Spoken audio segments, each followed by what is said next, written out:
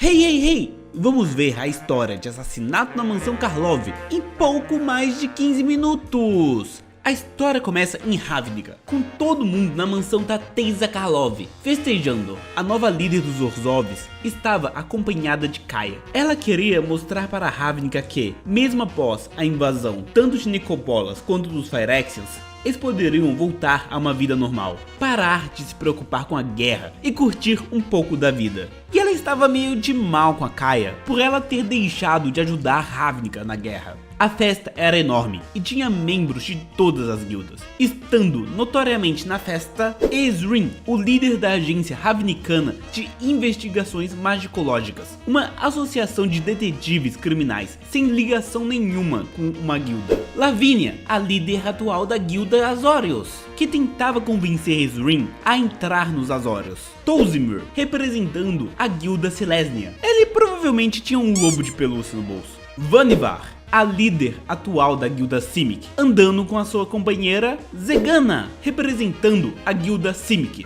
conversando sobre novos experimentos com o recém-adquirido óleo Phyrexiano, um espólio de guerra. Krenko, o líder atual da guilda... o líder atual de guilda nenhuma. Yaros, um representante Gru, que estava lutando para liberar o seu deus, Anzrav, que havia sido contido pela agência ravnicana de investigações magicológicas. A Aurélia, a líder da guilda Boros, perguntando onde estava um representante dos Dimir. Judith, representando a guilda de Rakdos, discutindo se Lazav estava realmente morto. Tomik, um representante dos Orzhov e amigo próximo de Teysa. Você sabia que o Tomik foi erroneamente impresso em Ravnica Remaster com o símbolo dos Azorius ao invés dos Orzhov? Isso foi um erro. Se você acompanha a lore pelas cartas, deve estar bem confuso com isso. Mas o Tomik é Orzhov. Kaeya era questionada por todos. Onde estava? Por que não estava aqui durante a guerra? Kaeya escolheu ir para outro lugar, outro mundo, ao invés de ajudar sua guilda e Ravnica. E em geral, a popularidade de todos os Planeswalkers eram baixa em Ravnica. Felizmente para Kaeya, alguns amigos estavam ao seu lado. Teysa não ligava para ela ser um Planeswalker. Tomik era casado com um Planeswalker. E Ezrin apresentou para eles um novo detetive que está à procura de um Planeswalker, o Kellan, portando mais um look novo. E Kellan logo se aproximou de Kaeya e, com seu charme em cima de mulheres, virou amigo de Kaeya. Mas logo quando o papo tava rolando bem, um grito. Todos chegaram à fonte do grito. Lá, em cima de uma pilha de roupas, eles descobriram o corpo de Zegana. Havia sinais de luta, mas ela parecia tão calma, tão bem posicionada, que se não fosse pelo fato que ela não estava respirando, achariam que ela estava apenas dormindo. Ela estava em volta de túnicas de várias guildas, e em sua mão estava uma flor. Teysa afirmou que aquela flor não batia com nenhuma que eles tinham na festa, e aquele era um lugar pequeno, só para guardar roupas. Aurélia e Vanivar chegaram na cena, e todos os Boros e Azorius começaram a procurar pistas e culpados. Mas não acharam nada, parecia ser um crime perfeito, não havia sido deixado nenhuma prova. Bom, nenhuma prova para um olho destreinado. Chegando na festa estava Alkist Proft, o melhor detetive não só da agência, mas de toda Ravnica. Ele chegou chegando e notou uma coisa. Zegana estava jogada entre os casacos das 10 guildas. Ela provavelmente notou isso e tentou deixar uma mensagem, cobrindo uma das guildas com a flor que estava em sua mão, a guilda Dimir. Curiosamente, as guildas Dimir e Golgari não tinham nenhum representante, mas Proft foi para o salão principal, apontando para uma mulher usando roupa Selesnya, mas sem a insígnia Selesnya. E, enquanto a maioria dos Selesnyas são muito unidos, essa estava separada e longe do resto. Questionando-a, descobriram que era Etrata, uma membra da guilda Dimir, que deu um soco no Proft e saiu correndo, com Kaeya e Kellan a perseguindo. Assim, facilmente, eles capturaram Etrata. Até meio fácil demais. E a festa da Teysa terminou em um desastre.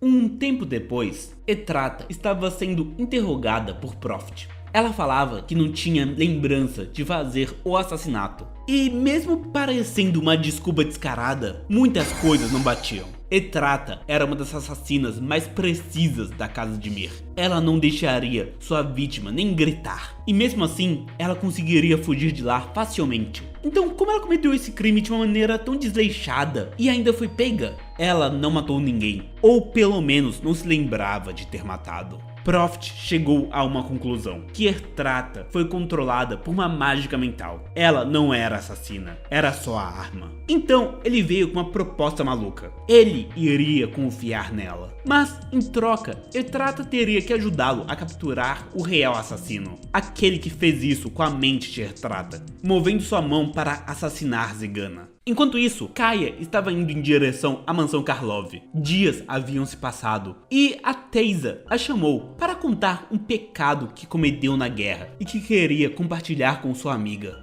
Mas na mansão, Kaia procurava por Teysa, mas não achava ela. Toda a mansão estava destrancada e vazia. O ar começou a ficar mais denso. Com o silêncio daquele lugar, ver a grande mansão Karlov vazia era o ápice do poder dos Orzhov sendo abandonado. Finalmente Kaia achou Teysa no seu escritório pessoal.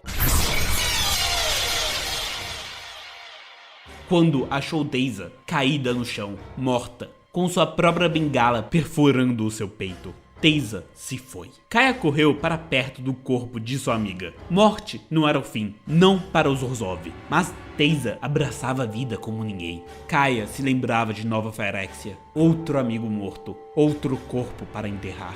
Kaia reparou algo na mão de Teysa, um papel, algo escrito com a grafia de Teysa. Mas o coração de Kaia parou por um momento, quando notou que não conseguia entender o que estava escrito. As letras tinham linhas entre elas, as conectando como uma. Era a escrita phyrexiana. Kaia não poderia perder tempo. Tentou invocar o espírito de Teysa. Se era esperado tempo para um espírito poder se acostumar a não ter mais um corpo e se manifestar no mundo físico. Mas Kaia não poderia dar o luxo de esperar. Infelizmente, o espírito de Teysa não apareceu. O que restou para Kaia era descobrir quem estava matando as figuras importantes das guildas. E para isso, ela precisaria ter o poder da Agência Ravnicana de Investigações Magicológicas ao seu lado. E assim, ela deixou o corpo de Teysa para trás e foi falar tudo o que aconteceu para o Esrim. Então, o Esrim deu a ela a autoridade da agência de poder ir entre as guildas e fazer perguntas para desvendar o caso. E junto a ela estava o Kellan, que virava o parceiro dela. E a principal suspeita para checar era Judith, do culto de Rakdos. Kaia estava feliz por trabalhar com o Kellan. Ele sempre parecia animado e curioso. Era uma luz estranha em Ravnica, algo que alegrava o espírito de todos em sua volta. Kellan falou que estava à procura de seu pai, um Planeswalker chamado Oko, e que ele se juntou à agência, pois era o lugar onde ele poderia ter acesso a muitas informações sobre Planeswalkers. Mas ele não achou nada sobre seu pai. E perguntou a ela se conhecia seu pai. Kaia falou que não o conhecia, mas se o visse, ia avisar que seu filho estava o procurando. Kellan agradeceu e ficou muito feliz. E ainda deu um pouco em cima de Kaia, porque esse menino não para. Primeiro a Ruby, depois a Malia e agora até a Kaia. Para de pensar com a cabeça de baixo, menino. Assim, eles chegaram até as portas do circo da guilda de Rakdos, onde eles encontraram ela, Judith, parecendo até que ela estava esperando por eles, os convidando para conversar. Ela perguntou por que eles estavam ali. Kaia pensava numa resposta inteligente, mas Kellan simplesmente admitiu que Esrim havia os mandado, o que alarmou um pouco a Judith, e a Kaia ficou meio brava com ele. Mas aí, Kaia lembrou que o Kellan é meio fada. Era quase certeza que ele mal tinha a habilidade de inventar uma falsidade. Judith especulou que eles suspeitavam dela. Ela falou que eles estavam com peças faltando e disse para os detetives irem até Vitu-Ghazi para ler o Guild Pact. Isto esclareceria as coisas. E assim seguiram em direção a Vitu-Ghazi, que é a árvore milenar onde fica o Guild Pact, o pacto onde as 10 guildas foram formadas e Ravnica, como conhecemos, começou. Enquanto isso, Prophet e Etrata acharam pó amarelo nos aposentos dela. Entretanto, não sabiam bem o que era, mas claramente era algo incomum, que necessitava ser estudado. Então eles levaram o pó amarelado para Kylox, um cientista que Prophet confiava. Mas ele estava junto ao Krenko. Kylox havia sido sequestrado por Krenko, pois pessoas importantes estavam morrendo, e o Krenko era importante. Assim, o cientista seria útil para descobrir o que estava acontecendo. Não questione a lógica de Krenko. Antes que desse tempo para entender melhor a situação, eles foram atacados por um figurante que mirava em Krenko, mas acertou Kylox, matando-o. O assassino foi incapacitado por Etrata, que notava que ele estava claramente fora de controle do próprio corpo. Será que ela havia ficado da mesma maneira quando matou Zegana? Depois de um tempo, o homem recuperou a consciência, perguntando onde estava. Num momento, estava comprando flores. No outro, estava em volta de uma assassina, um detetive e goblins. Ele era igual a Etrata. Era só mais um que foi usado como uma arma. Kaeya e Kellan chegaram em Vidugazi. Eles iam se conhecendo cada vez mais. Kellan admitiu que ele veio de outro mundo, com uma amiga que estava na faixa de escombros, tendo suas próprias aventuras. Depois da invasão, tanto dos Phyrexians quanto as do Nicobolas, a árvore Vidugazi precisava se regenerar. E isso virou trabalho para os Selesnias. Indo para lá, eles acharam Tozimir e Voja, que os levaram até o centro da árvore para encontrar as 3 Dríades, Sin, Oba e Ses, que formam a Trostani, a líder da Guilda Selesnia, unidas junto a Vidugazi.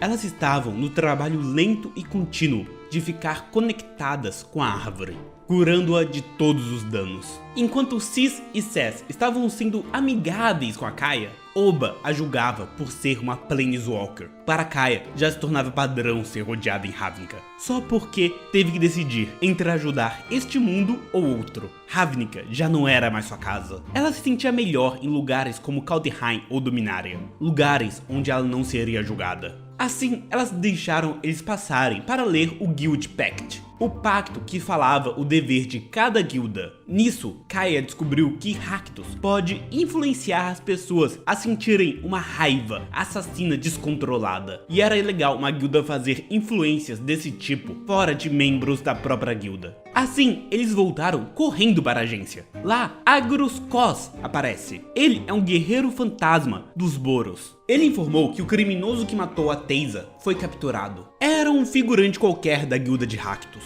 que dizia não se lembrar de nada. Além disso, a Aurélia prendeu outra criminosa, que estava indo matar a própria Aurélia. Era, ai meu Deus, a Garota Massacre! Mas a Garota Massacre disse que não se lembrava de ter feito esse massacre, o que não condizia com seu nome. Essas eram provas mais do que o suficiente que a Aurélia precisava para declarar um ataque no culto de Rakdos. Mas Kellan mandou seu charme conquistador em cima da Aurélia, porque o garoto não para. Então ela deu 24 horas para eles acharem o criminoso, ou ela marcharia e mataria o próprio Rakdos. Isso não fazia sentido nenhum. O culto de Rakdos tinha os meios de fazer tudo o que tinha acontecido, mas não tinha um motivo. Se eles quisessem matar algumas figuras políticas só para causar caos, era melhor só ter usado assassinos operando secretamente. Se quisessem só destruição, estariam matando milhares na rua, não só algumas pessoas específicas. Quem era o culpado? Agrus Kos também tinha a mesma suspeita. Por isso ele decidiu seguir as pistas e ir confrontar o líder da guilda de Rakdos. Descendo ao inferno que é Hixmad, ele encontrou o demônio Rakdos. Entretanto, ele estava a mimir, até que Agrus foi atacado por alguém, e essa pessoa era Judith, que revelou que Rakdos só estava dormindo mesmo. Mas nessa situação seria fácil para as outras guildas destruírem o Guild Pact, quebrando o pacto e prendendo Rakdos no sono eterno. Assim, o culto de Rakdos precisará de uma nova liderança. Uma liderança com contatos e forças que ela tem. Judith pretendia ser a nova líder do culto de Rakdos. E tudo porque ela deu algumas dicas que os detetives amadores seguiram cegamente. Ela sentia que tinha ganho e nenhum espírito Boros pararia ela. Prophet e Etrata foram até a Liga Golgari. Lá, eles encontraram com Izone, onde Prophet pediu para ela analisar o pó amarelado. Assim, ela descobriu que esse pó não é de nada que vem de Ravnica. É feito a partir de uma planta que é completamente nova naquele mundo. Nisso, Prophet deixou Izone analisar mais e tentou relaxar um pouco, sentando-se por um momento e refletir sua mente, mas sentindo como se alguém tivesse tentando invadir seu cérebro. Uma forte dor de cabeça o deixou inconsciente. Ele acordou em seu palácio mental. Uma construção de lembranças e memórias, e uma figura encapuzada estava com ele. Aquele homem não fazia parte do seu sonho. Ele estava roubando algo. Um tipo de pasta ou livro, retirando-o da mente de Prophet e levando-o consigo. Assim, Prophet acordou, se perguntando o que havia acontecido naquele sonho.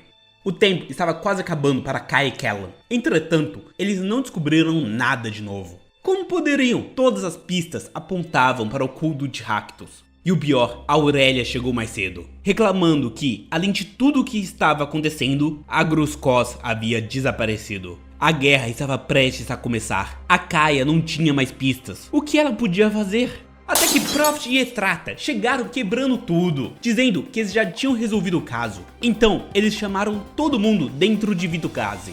Kaeya, Kellan, Aurelia, Garota Massacre, Judith, Lavínia, Tozimir, Trostane, Erzin, Yaros, Halzerak, Vanivar e Krenko.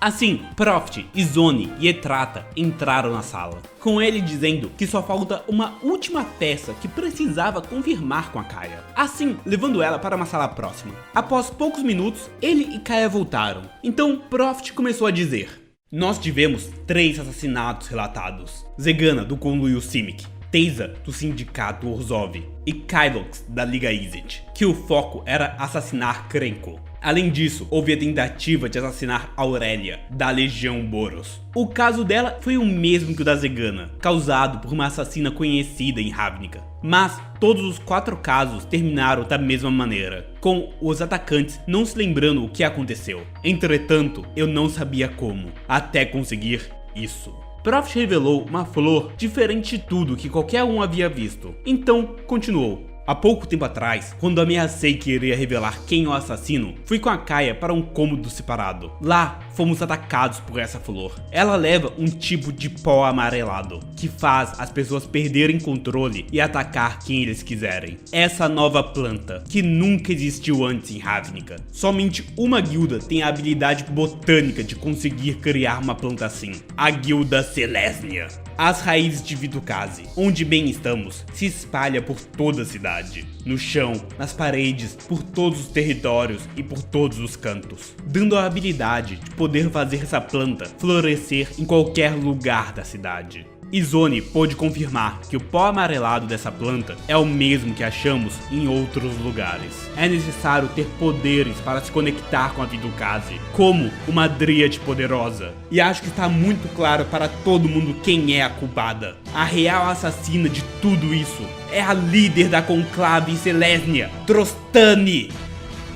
Cess estava raivosa pela acusação. Cis parecia horrorizada, mas Oba, a dríade do meio, seu rosto só mostrava apatia. Todos notavam que Oba se mantinha em silêncio, como se aceitasse a sua culpa. Por quê? Por que, irmã? É o que ambas perguntavam. Porque eles mereciam! Oba respondeu. Eles falharam com Ravnica quando ela mais precisava. Vitu-Ghazi é Ravnica. Durante a invasão dos Phyrexes, vimos tudo. Como todos, quando deem a chance, traem nosso mundo em troca de ganhos pessoais. Eu lutei contra o Helmbreaker, segurando toda a dor e todo o ódio que os Phyrexes espalhavam. Enquanto o jogo político não parava, nem quando precisávamos ser mais unidos do que nunca. Krenko estava coletando recursos, roubando lojas e casas de pessoas, enquanto essas lutavam para salvar a vida dos outros. E no fim, ele vendeu tudo para as pessoas que roubou, ganhando dinheiro em cima de pessoas sangrando nas ruas. Zegana estava fascinada pelo óleo Phyrexiano. Ela começou a fazer experimentos com ele, com ela estando se preparando para começar os testes em seres inteligentes. pronta para nos amaldiçoar novamente com Phyrexia. E a Teysa Karlov estava trabalhando junto com os Phyrexians e se comunicando com eles. Ela planejava governar Ravnica depois que eles ganhassem a guerra. Ela traiu cada um de nós. Ela é o maior monstro de todos. Tudo que eu fiz foi julgar aqueles que tinham culpa. Um criminoso que causou a morte de milhares por manter recursos guardados. Uma louca que estava recriando o óleo Phyrexiano. E uma monstra que se uniu aos monstros que destruíram toda Ravnica. As irmãs de Oba entendiam que sua irmã havia sofrido mais do que as duas com a perca e as guerras que Ravnica enfrentou. Mas ela estava errada. Não era a função dos Celestials julgar e executar. Era o ódio do coração de Oba falando. Mesmo conectadas com a árvore, elas não tinham todas as informações. A Vannifar falou que o motivo de Zegana estar estudando os olhos Phyrexianos era para curar Phyrexis. Curar os cidadãos que tinham sido transformados e que estavam em estado catatônico. Etrata falou que Teysa não era uma traidora, mas estava jogando como uma agente infiltrada, passando todas as informações que conseguia para a resistência, para todas as guildas. A Etrata mesmo era uma mensageira de Teysa. A Teysa Karlov não traiu Ravnica, mas Oba traiu ela. E o Krenko? Ninguém tinha uma desculpa para as ações do Krenko. Oba admitiu que já estava matando há semanas. Ela estava punindo todos os criminosos e pecadores de Ravnica. Ela finalmente atingiria uma Ravnica pura. Então a Aurélia tentou prendê-la, mas a sala começou a tremer. As outras duas irmãs se desconectaram dela. E o total controle de Vidu-Ghazi estava com Oba. Ela estava conectada com Ravnica, com o mundo inteiro, e pronto para matar todos aqueles que são criminosos e pecadores. Todos tentaram chegar a atingir Oba, mas raízes começaram a selar eles, prendendo eles junto com galhos e árvores, e o terremoto incapacitava todos. Yaros viu uma abertura e jogou sua lança contra Oba, mas infelizmente Tozimir notou e se jogou na frente da lança, protegendo a sua líder da guilda e se sacrificando no processo, morrendo. Então, Kaia pulou em direção de Oba e com toda sua força, fúria e luto, Kaia e Etrata jogaram uma mágica para prender a Oba, a capturando e derrotando todo o seu ódio. E o prédio inteiro estava desmoronando, com o Kellan caindo da sala. A queda era alta o suficiente para matar qualquer um. Felizmente, os pés de Kellan começou a brilhar. Sua mágica de fada havia sido ativada e o salvado, fazendo-o flutuar até o chão. Kellan descobriu que conseguia voar. No fim, eles haviam vencido. Etrata decidiu que a casa de Mir já estava acabada e se uniria a Prophet na agência ravnicana de investigações magicológicas. Ela seria o Watson do Prophet Holmes. Vidu-Ghazi precisaria de mais reconstrução, mais aceitação, mas as duas irmãs restantes que sobraram iriam fazer isso. Trostane e Vidu-Ghazi se levantariam mais uma vez. Kaia foi ao funeral de Teysa. Dias haviam passado e finalmente sua amiga ia ser enterrada. Enquanto o caixão de Teysa passava, Kaia estava de luto. E sentada ao lado dela estava a Teysa, agora como uma fantasma. Bom, a folga acabou. Agora era a hora da Teysa voltar a trabalhar na guilda. Mas pelo menos a Kaia estava feliz em rever sua amiga. Ela estava em paz. Ravnica estava em paz. E agora ela poderia finalmente descansar.